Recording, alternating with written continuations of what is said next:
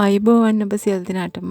හරිම රස සුවඳ ලේසි කට්ලට්ස් රෙසිපි එකක් තමයි අදත් මම අරන් ආවේ.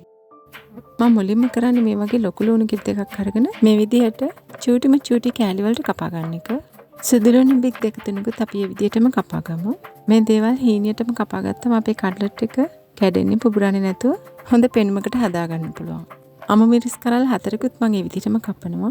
අමු මිරිස් කරපිංචා හැම ටිකක් වැඩි එකතු කරපුවාම කට්ලට් එක ටිකක් සැරට වගේම අපේ කරපිංචා නිසා රසයත් දෙගුණ තෙගුණ වෙනවා.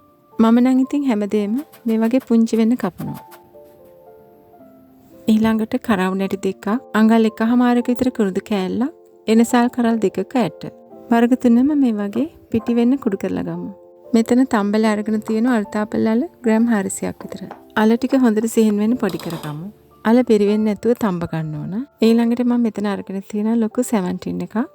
මාළු වල තියෙන කටුවේ මේවත් කරලා මම මේ ටික අත්ින්ම හොඳට පොඩි කරනවා. මම ටින් මාළු වලින් හැදුවට මේකට ඕගලන් කැමති මාළු වර්ගයක් අරගන්න. දැන් මම වාචනයක් ලිපේ තියලා පොල් තෙල් මෙසෙන් දෙකක් එකතු කරනවා. තෙල් හොඳින් රත් වුණාම අපි කපාගත්ත සුදු ලුණු කරපිංචා එකතු කරගමු. ඕගලන් කැමති නම් මේකට රම්පි කෑල්ලකුත් බෙදෙන්න එකතු කරගන්න. මේ ටික මැලවිලා සුවඳ එන තරමට බෙදුනම ලුණු අමු මිරිස් ටික එහෙම එකතු කරගමු. මම මේවා ටිකක් ලා රන්වන් පාට වෙනකම් බෙද ගන්නවා. ලුණු හැම හොඳට බෙදෙන එක හොඳයි. ඒකට කට්ලට් ඉක්මනින් පිළිනු වෙන්නේ නැහැ.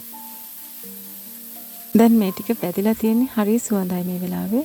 දැන් එකතු කරනවා මිරිස් කුඩු තේ හැඳි එකක්, කහ කුඩු තේ හැඳි භාගයක්, ගම්මිරිස් කුඩු තේ හැඳි එකමාරක්. කට්ලට් එකේ නියම රස එන්න නම් ගම්මිරිස් ටිකක් වැඩිපුර එකතු කරන්න ඕනේ. ඔයගොල්ලන් කැමති ප්‍රමාණය අනුව සැර එකතු කරගන්න. ඊළඟට මේ ලුණු තේ හැඳක් විතර එකතු කරනවා. හොඳට කලවම් කරගමු. දේවල් ටික එහෙම බැදුනට පස්සේ දැන් අපි සුවඳ කුඩු ටික එකතු කරගමු. සුවඳ කුඩු ටිකක් දාලා හොඳින් කලවම් කරගමු. හරි සුවඳට හොඳ ගානට බැදලා තිනවා මේ ටික. දැන් අපිට පුළුවන් අපේ මාළු ටික එකතු කරන්න.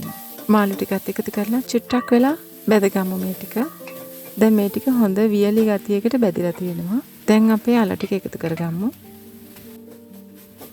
හැන්දෙන් මෙහෙම කරපුවම මේ ටික ගුලිය වගේ නැතුව හැමදේම ඉක්මනට මික්ස් කරගන්න පුළුවන්.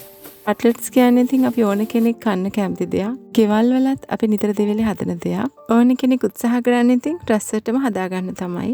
මිශ්‍රණය හොඳින් කලවම් කරාට පස්සේ පිටුපලම් මේකට දෙහි බින්දු 7-8ක් එකතු කරන්න. ගෙදර ආයේ කට්ලට්ස් හදනකොට මේ රෙසිපි එක හදලා බලන්න. හදලා ඉවරයි. දැන් අපි මේක නිවා ගන්න තියමු. පිටි දවටනේට මෙතන බිත්තරයක් අරගෙන තියෙනවා. ඊළඟට මේකට පාන් පිටි මේස හැඳි 5ක් එකතු කරනවා. මේ එකතු කරන්නේ කෝන් ෆ්ලවර් මේස හැඳි එකක්. ලුණුත් පිංච එකක් විතර වගේ දාමු. දැන් මේ ටික ගොරෝසුවට කලවම් කරගමු. වතුර විතර භාගයක් විතර දාලා මේ ටික කලවම් කරනවා. පිටි දවටනේ ටිකක් ගොරෝසුට හදාගත්තම එකපාරක් කෝට් කරත් ඇති.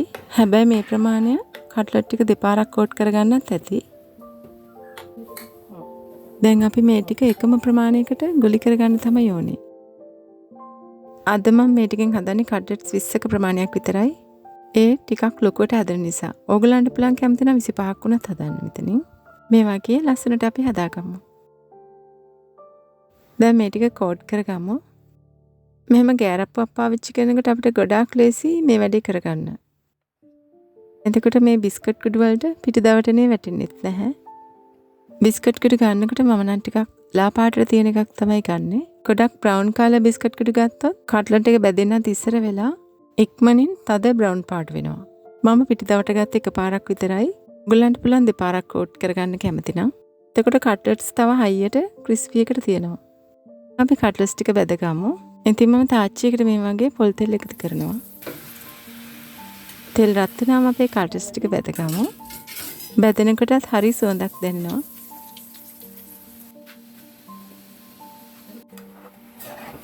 ඉතින් ඔයගොල්ලෝ ළඟ ඉන උත්සව කාලෙට මේ කට්ලට්ස් රෙසිපි එක හදලා බලන්න. ඇත්තටම මේ විදිහ හරිම රසයි. ඉක්මනින් පිළිනු වෙන්නෙත් නැහැ. ඒ වගේම කනකොටත් හරිම සුවඳයි. වීඩියෝ එක බැලුවට අදත් ඔයගලන් සියලු දෙනාටම ගොඩාක්ම ස්තුතියි. නැවතත් මේ වගේම රසබර ආහාරයක් සමග හමු වෙමු. සුබ දවසක් වේවා.